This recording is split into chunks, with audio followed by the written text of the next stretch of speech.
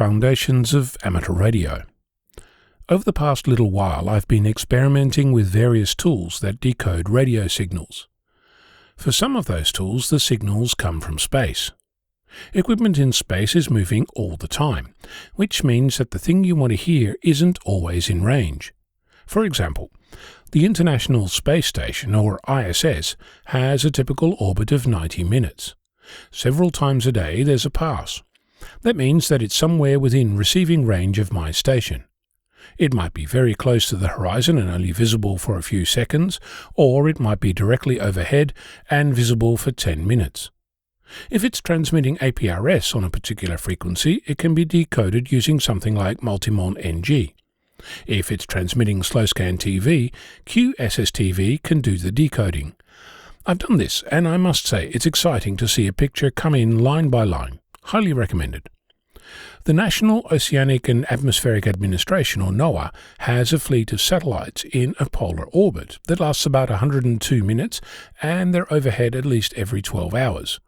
You can use something like noaa-apt to decode the images coming from the various weather satellites, or a Python script, and I'll talk about that at some point. There's a growing cloud of cube satellites with interesting telemetry. They're in all kinds of orbits, and you can attempt to receive data from each one as it's in sight. Keeping track of what's where and when is a full-time job for plenty of people. As a radio amateur, I'm happy to defer to the experts who tell me where a piece of equipment is, and when I'm likely to be able to receive a radio signal from the transmitter I'm interested in.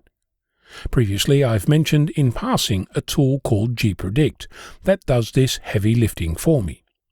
It presents a map of the world and shows what's visible at my location and when the next acquisition of signal for a particular satellite might occur. It talks to the internet to download the latest orbital information.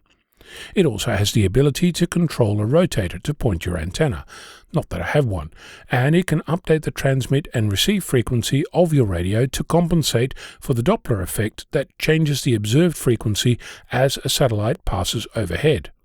All this works with a graphical user interface, that is to say, you have a screen that you're looking at and can click on. Whilst running gpredict, you can simultaneously launch the appropriate decoding tool for the signal that you're trying to receive. If you have a powerful enough computer, you can run multiple decoding tools together.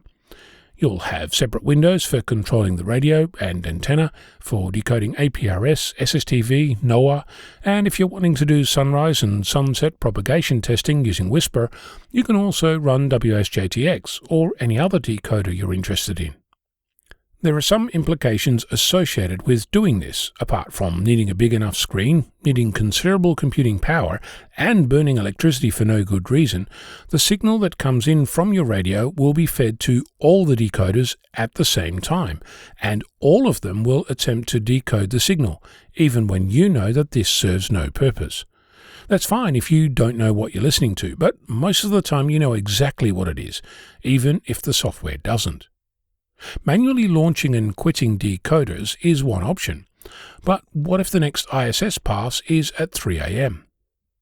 Aside from the computing requirements, so far this works fine with a standard analog radio like my Yaesu FT857D.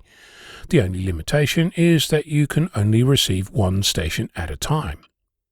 If you replace the analog radio with an RTL SDR dongle, you gain the ability to record and decode simultaneous stations within about 2.4 MHz of each other. Another option is to use an ADALM Pluto, and as long as the stations are within 20 MHz of each other, you can record and decode their signals. If you're not familiar with a Pluto, it's essentially a computer, receiver, and transmitter all in a little box, the size of a pack of cards. This is where it gets interesting.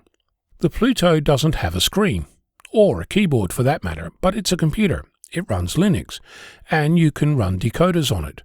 I've done this with ADS-B signals using a tool called dump1090. You'll find it on my GitHub page. One of the sticking points in decoding signals from space was the ability to predict when a satellite pass occurs without requiring a computer screen. Thanks to a command line tool called Predict, written by John, Kilo Bravo 2 Bravo Delta and others, I've now discovered a way to achieve that. My efforts are not quite at the point of show and tell, but I've got a Docker container that's building and running predict on its own, and using a little bash script it's telling me when the ISS is overhead. You'll find that on GitHub as well. My next challenge is to do some automated decoding of actual space signals. I'm going to start with the ISS, predict and multimon-ng.